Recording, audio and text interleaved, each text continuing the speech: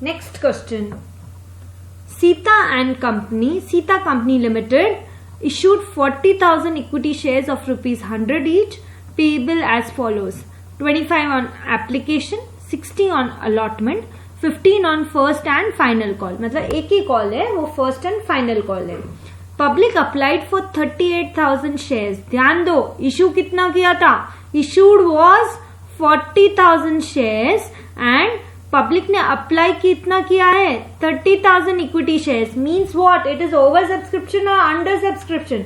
Under subscription. जितना इशू किया उससे कम सब्सक्राइब हुआ है. Only 38,000 shares are actually subscribe.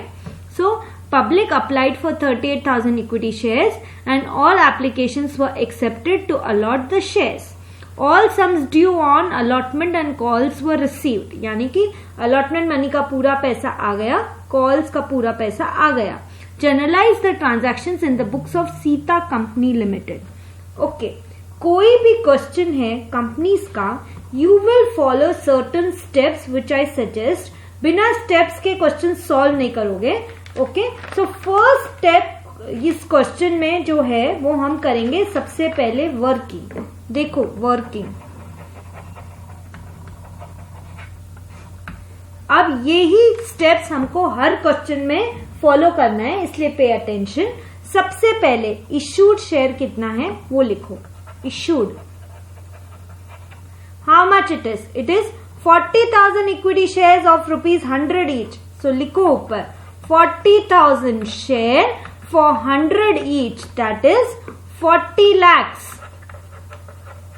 का अमाउंट इश्यू किया गया. 40,000 शेयर्स इश्यू किए गए. अब उसका ब्रेकअप देखो. इश्यू किया तो सबसे पहले एप्लीकेशन मनी में कितना बुलाया.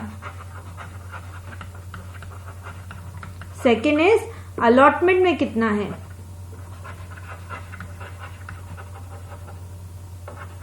एंड थर्ड इज कॉल में कितना है. फर्स्ट कॉल है इसलिए एक ही कॉल है तो एक कॉल बनाया. एक और कॉल होता तो फोर्थ आइटम सेकंड कॉल का भी बना देते. ओके, सो इश्यू किया 40,000 शेयर्स फॉर 100 ईच. अब एप्लीकेशन देखो क्लियरली रिटन है, public applied for 38,000 equity shares. यानी एप्लीकेशन कितने का मिला? 38,000 शेयर्स का मिला है. और एप्लीकेशन मनी कितना है? 25 on application. So multiply it by 25 and you get 9,50,000 total आपको आ गया एप्लीकेशन के टाइम. Next allotment. वही 38,000 शेयर्स का अलॉटमेंट हुआ है. सो 38,000 शेयर्स. अलॉटमेंट मनी देखो 60 on allotment. 60 on allotment. So into 60 rupees.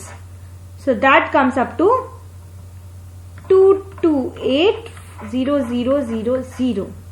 Okay, so that is 22,80,000 allotment के time आपको आया. Now last call. कॉल वही 38,000 का शेयर्स है और कॉल कितना है? 15 on first and final call. So 15 38,000 into 15 is 5,70,000. Okay, so ये टेबल बनाना बहुत इंपॉर्टेंट है ताकि हम गलती नहीं करें. अभी जर्नल एंट्री हम लोग स्टार्ट करेंगे. सो योर फर्स्ट एंट्री हमेशा याद रखो, एप्लीकेशन के टाइम पहले बैंक में पैसा आता है. Only application is the case where you receive amount first. बाकी जो ऑल भी सब्सिक्वेंट एंट्रीज है अलॉटमेंट के, कॉल के, सेकेंड कॉल के यदि हो तो उन सब में पहले ड्यू किया जाता है और फिर पैसा रिसीव होता है. Okay, so let's start the journal entries in the books of Sita Company Limited. First journal entry. पहले पैसा आएगा बैंक में because of application. So your first entry will be bank account debit to equity share application.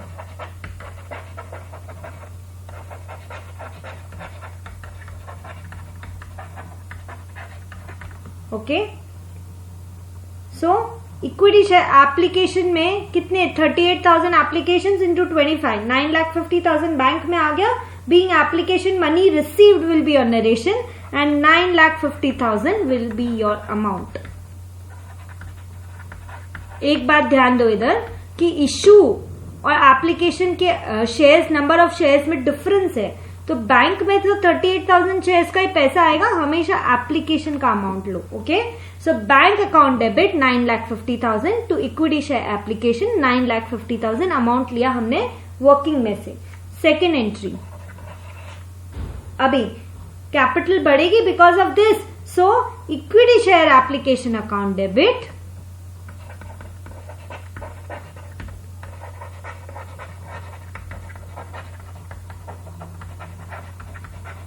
9,50,000 to equity share capital account.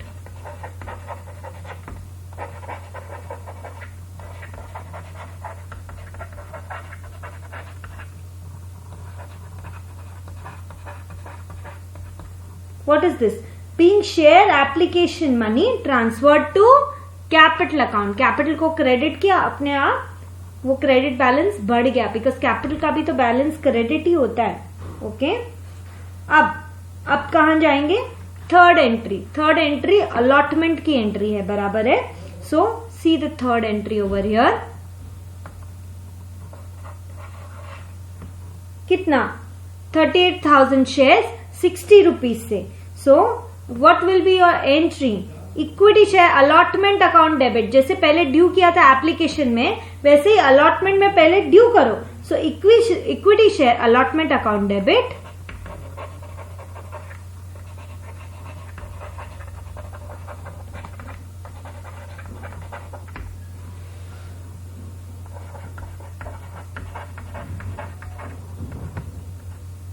22,80,000 to किसको credit करोगे? Obviously capital को। So equity share allotment account debit to equity share capital. First entry जो application का था उसमें bank entry पहले होती है और उसके बाद सेकेंड एंट्री आपकी कैपिटल की होती है। बाकी सब में ड्यू की एंट्री पहले करोगे और बैंक की एंट्रीज बाद में करोगे। You will see equity share allotment account debit. So इतना अमाउंट है ये,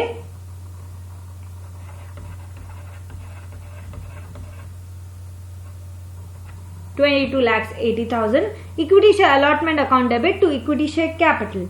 और सेकेंड, बैंक में पैसा आ रहा है because of allotment. Okay, 22,80,000। So आपकी फोर्थ एंट्री क्या हो जाएगी? Bank account debit. कितना पैसा आया बैंक में? 22,80,000। Bank account debit to equity share allotment account.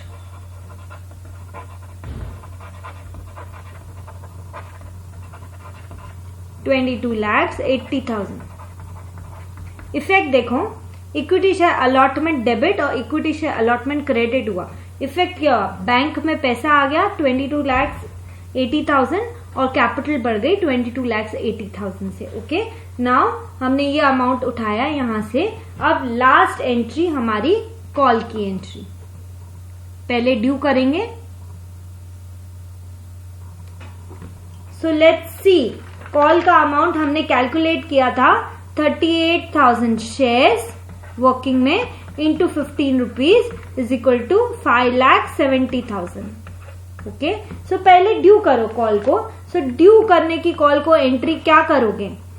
Equity share first and final call account debit.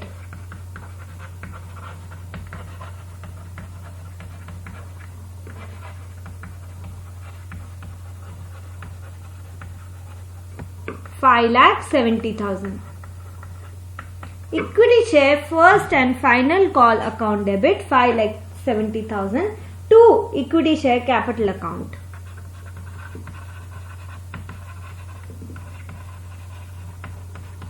Capital बढ़ी ना, सो कैपिटल को क्रेडिट करो to equity share capital account 5,70,000। Okay, being call money due, पहले due की entry करी, अब receive की entry करो तो बैंक बैलेंस बढ़ेगा। बैंक का गुड बैलेंस डेबिट होता है तो डेबिट करो बैंक को। Bank account debit to, debit किया ना फाइनल कॉल को, अब क्रेडिट कर दो 2. Equity share. First and final call.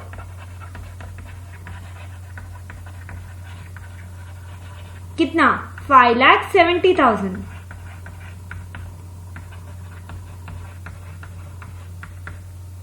Being call money received.